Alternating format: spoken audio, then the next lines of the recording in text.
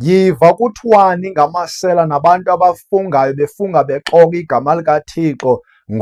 UZakhariya esimfundayo 5 verse 3. Saza sathi kum esi siqalekiso sijinga phezu kwawo wonke umhlaba. Kwelinye icala kubhaliwe kwathiwa wonke umntu olisela uza kugxothwa angabikho. Kanti ke kwelinye kuthiwa wonke umntu ofunga exoka uza kugxothwa angabikho. For undikhoyo onamandla onke uthi, ndiza kusikhupha esi siqalekiso size singene emzini walowo ulisela nakuwo umzi walowo ufunga igama lam exoka. Siya kuhlala apho emzini wakhe siwutshabalalise kunye nezinti zawo namatye awo. Lilizwi likaThixo elithetha nabantu abanesiqalekiso, nabantu abalandelwa sisiqalekiso sikaThixo ngenxa yento okokubana bangabantu abaxokayo. Bayaxoka, bathetha into ezingekhoyo, benza izinto zibe ngathi zikhona zibe zingekho. Bayaxoka, bafunga bexoka igama likaThixo. Ngabo bantu balandelwa sisiqalekiso. Eso siqalekiso asibalandeli nje kuphela, kodwa sifike sihlale ezindlini, emizini yabo, ejaritini abahlala kuzo. Sifike sifukamele esi siqalekiso, sidle umzi, sidle abantwana, sidle yonke inzala yalo mntu oxokayo. Le nto yenzelwe nguThixo ukuze aphanishe abantu abangaphulaphuli ilizwi lakhe, abangafuni ukufana naye, abangafuni ukuba ngcwele, abantu ababona into okokubana kumele bazithathele ezintweni zabantu, kumele into okokubana bebe izinto zabantu. Because umuntu othatha izinto engezizo zakhe nezinto angenamvume yokuba azithathe, ulisela lo mntu. Andikhathaliseki noba umntu usebenza ngayo loo nto, andikhathaliseki into yobana umntu urholiswa kancane endaweni asebenza kuyo. Akumele into okokubana azihlawule ngokuthi azithathele izinto zendawo akuyo. Nezinto zakowenu, xa izinto ungazinikwanga ayizizwe zakho, noba ungathi ezo zinto lilifa kuwe, as long elo lifa ungalinikwanga, ungalikhululelwanga, ithetha into yokubana ulebile, utye ilifa ulebile. MntakaThixo, uThixo uyathanda okokubana uguquke ezenzweni zobubi, ufikelele ekuyazini inyaniso ngaye. Yile nto ethetha eli lizwi ngaye lona umprofeti wakhe uZakhariya exelela abantu ukuze abantu bayazi loo nto. Nam ndilidlulise eli lizwi, ndilidlulisela kuwe ukuze nawe wenze, uqonde, uqiqe. Abantwana obakhulisa ngezinto othe waziba noba uzibephi, labo bantwana bawelwa sisiqalekiso bazaba nengxaki ekukhuleni kwabo, into yobana funeke balwe nedimoni esisiqalekiso ebenza into yobana bebe izinto nokuba singasekho isidingo ngenxa yento yokokubana basesiqalekisweni. And ke uThixo uthi abantu abamzondayo uThixo uyabaqalekisa, ngamanye amagama uyabohlwaya, abohlwaye kusukela kwisizukulwane sokuqala kude kuyoba sisizukulwane sesithathu nesesine esenza loo nto. That means yinto ayenze ebantwaneni baloo mntu uthe wenza into angayifuniyo uThixo, okububusela, ebubuxoki. Abantu abaninzi bayahamba baye ezikhothi kuba uSathane eyazi into kaThixo, ewazi umthetho kaThixo. Ubekile njengoba uThixo wabeka uba kuthweni, kuthethwe inyaniso ngabantu. Abantu bafungiswa ziijaji into yobana bathi, ndincede Thixo ndithethe inyaniso phambi kwamanye, bafake uThixo kuloo nto besekhothi. Ngamaxesha amaninzi abantu benza loo nto kuba besazi into yokubana yiprotocol, besithi akho mntu waziyo, akho mntu babonayo. Ngelo xesha uThixo uyabona kwaye noSathane uyabona, and uyiyeke ngabomi uba ingakhutshwa le nto ezikhothi, enzela uba ize ibe sisimangalo, ize ibe yinto ezawusa abantu esihogweni. Into yokokubana bafunge, sawugqiba bangqine ubungqina bobuxoki, sawugqiba bathethe izinto ezingekhoyo ngenxa yento yokubana befuna ukuphuma entolongweni, bengafuni into yokubana babe sentolongweni. Loo nto yenziwa kakhulu ngabantu ngamagqwetha, kuba amagqwetha exesheni elininzi ngawo athetha ubuxoki, kwaye umntu onegqwetha usike sekethanthe igqwetha wathethathethana nalo, bavumelana ngobuxoki. Kodwa xa bemile phambi kwamantyi bathi, ndincede Nkosi ndithethe inyaniso, la mazwi ngamazwi abagwebayo abantu abaninzi. Le nto ke ndizayithetha kuwe, yabona iyintlantla kakhulu into yokokubana uthi xa webile ufunyanwe and then ube sowupanishwa okanye usuwejele. Yinhlanhla loo nto, ngenxa yento yokubana uzathi uba kube njalo uyiqonde uba imbi le nto ungasafuni ukuyenza. Yinhlanhla leyo kuba xa uthe wangabhaqwa uzawuxela into yokubana uhlakaniphile, kwakhona ngexesha elilandelayo kuvele elinye ithuba loba ube, kuvele elinye ithuba loba xoka uzenze ezi zinto kuba seluqhelile, sekusisiqhelo. Loo nto ithetha uba ke xa ufa ukwezo zono uzawuya esihogweni and ke ayizuba khona intethelelo, uyotsha uyopanishwa kuba isihogo siyindawo apho khona uThixo ephanisha abantu abangazange bamamele, abantu abangazange bafune ukwenza ngokwendlela ayibekile uba abantu mabaphile ngayo, mabenze ngayo, kuba abantu bayawuphila ngokomthetho kaThixo, aba ugcinayo bayawuphila ngawo. Ye mntakaThixo, andiyifuni into yobana ube sebumnyameni wenza izinto ngokuba usemnyameni. Lezi zinto ozithathayo endlini yakho uzenzela imali, uzithengise, uzithathe emsebenzini wakho, uzithathe apho uzithatha khona ungazithenganga, apho khona wenza khona umonakalo enkampanini yomntu, uzawugwetywa ngaloo nto, uzawubuzwa ngetyala nento, unetyala ngento nganye oyithathileyo, unetyala layo.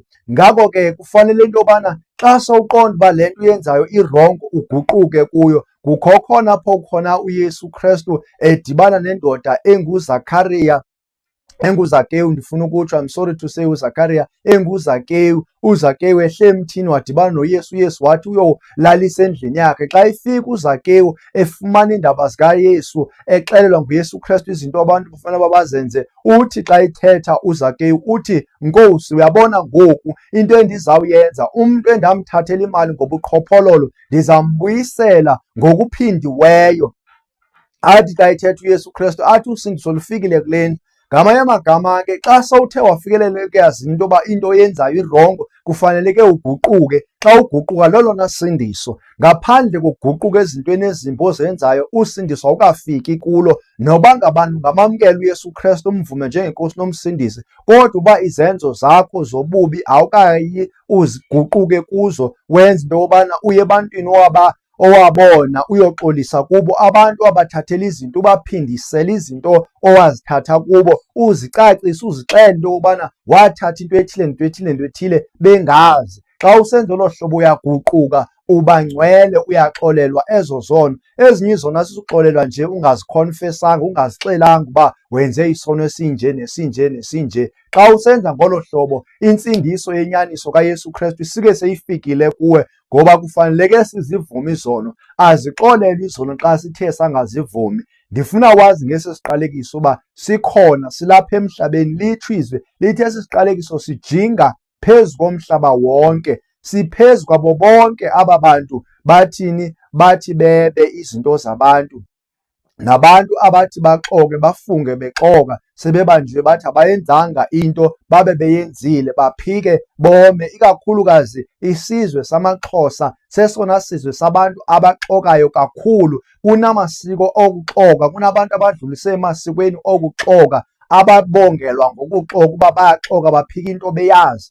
Ngelo xesha ke le nto ikusa esihogweni, ziimfundiso zongendawo uSathane kuba efuna abantu bafane naye bangafani noThixo. Kodwa wena mntakaThixo kuba uyiva le nto, fanele uguquke ezindleleni zakho zokubi, zokwenza okubi okukulandelisa ngesiqalekiso. Isiqalekiso yinto eyenza uba ube namashwa. Isiqalekiso yinto eyenza into yokubana izinto zakho zihlale njalo zixinga, izinto zakho zihlale zingahambi ngendlela, nezifo nezigulo zingene endlini yakho. Le nto yokuba kubekho isiqalekiso ithetha uba awukhuselekanga kulo lonke uhlobo lwedimoni, lomoya ombi ovela kumtyholi uSathane. Awukhuselekanga nakwiintshaba zakho kuba kaloku akekho ukukhuseleyo, usesichengeni soba wehlelwe zizinto ezimbi. Isiqalekiso yiloo nto, lilifu elimnyama phezu kwempilo yakho elingeke lihlanjwe ngamanzi olwandle, elingeke lihlanjwe ngamagazi eenkukhu neebhokhwe, elingeke lihlanjwe ziziwasho. Lilishwa elivela kuThixo. Zikhona izinto ezivela kuThixo ongeke noba ungaya komphi umntu, noba ungaya kunjani umoya ufuna into yobana zihlanjwe, zingeke zihlanjwe